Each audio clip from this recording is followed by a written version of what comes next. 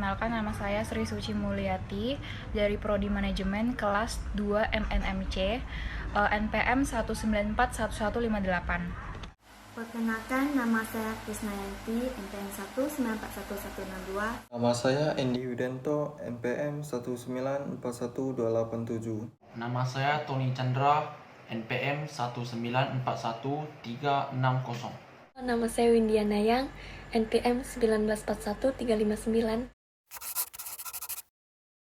Ini ada dua, yaitu eksternal dan internal. Yang eksternal itu ada dua, mikro dan makro. Nah, kita akan bahas yang internal dulu.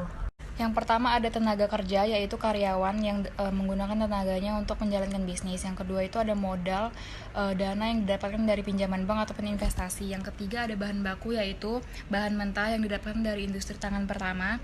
Yang keempat ada peralatan perlengkapan. Ini adalah nilai guna untuk menjalankan perusahaan agar lebih efektif dan efisien, yaitu berupa perabotan manufaktur gitu. Yang kelima ada metode, yaitu metode pengelolaan perusahaan dalam menjalankan aktivitas operasional perusahaan. Untuk lingkungan bisnis eksternalnya dalam sudut mikro, yang pertama ada pelanggan atau customer, yaitu orang yang mengkonsumsi apa yang dihasilkan dari perusahaan. Yang kedua ada pemasok untuk bahan baku atau material atau peralatan, keuangan dan tenaga kerja. Yang ketiga itu ada perantara, yaitu penyalur hasil produksi sampai pada pelanggan. Yang keempat itu ada pesaing, yaitu pesaing itu adalah orang yang menawarkan barang dan jasanya kepada customer atau prospek yang sama.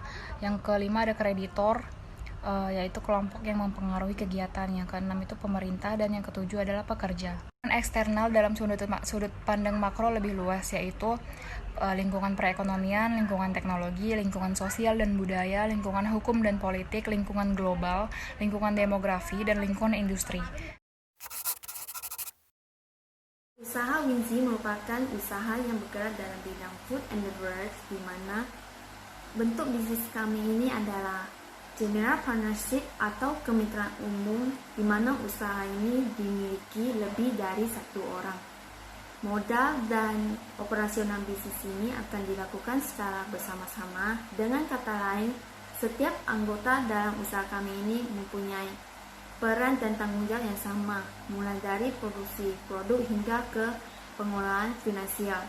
Kemudian, setiap orang dalam anggota kami ini mempunyai keterampilan untuk melengkapi keterbatasan dalam mencapai tujuan usaha ini, yaitu untuk menghadirkan produk dengan kualitas baik dari segi rasa dan harga dengan target anak mahasiswa dan anak-anak muda.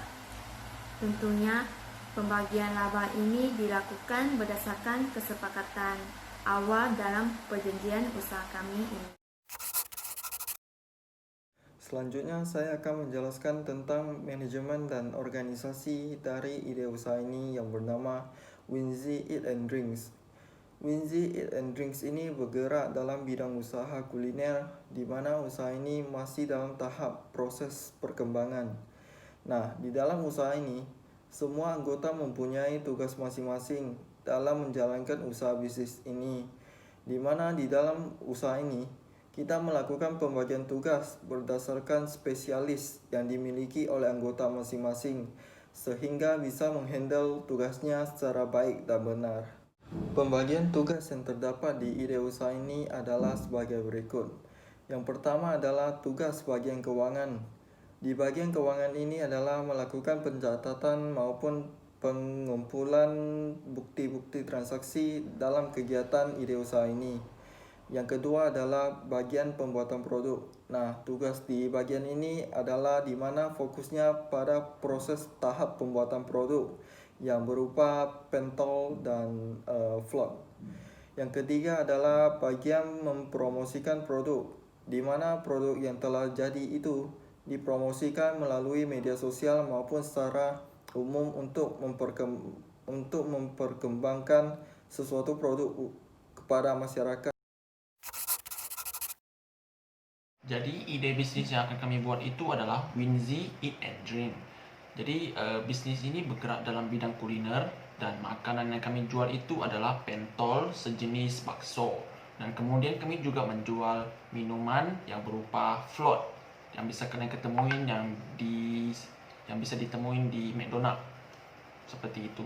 Jadi selanjutnya saya akan menjelaskan bagian pemasaran dari ide usaha ini. Jadi dikarenakan usaha ini masih bersifat baru, jadi pemasaran kami itu lebih berfokus kepada memperkenalkan produk kami kepada dunia secara massal. Jadi kami tidak berfokus kepada kesetiaan pelanggan dulu ya, karena ini masih bersifat baru.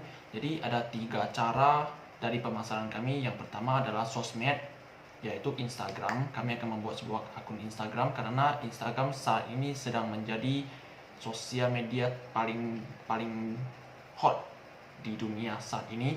Selanjutnya yang kedua adalah brosur. Ya, karena masih baru, kami akan membuat brosur secara besar-besaran dan menyebarkannya. Yang ketiga adalah promo yang berupa serba 10.000. Jadi untuk semua makanan dan minuman kami akan menjualnya dalam harga 10.000. Kenapa kami memilih berjualan melalui sosial media? Karena sekarang kan siapa sih yang nggak menggunakan sosial media? Bahkan bukan cuma dari kalangan muda, orang tua pun juga sekarang menggunakan sosial media buat komunikasi sama keluarganya atau cari informasi-informasi terbaru, berita gitu. Terus informasinya juga lebih cepat sampai ke konsumen. Itulah kenapa kami memilih berjualan melalui sosmed atau e-bisnis. Nah, sekarang kan lagi corona juga, banyak orang yang takut untuk keluar rumah, takut kena corona atau memang gak bisa keluar rumah. Kami menyediakan jasa jajanan yang bisa dibeli melalui online, jadi orang-orang gak perlu keluar lagi buat jajan atau ribet-ribet cari ke stand-stand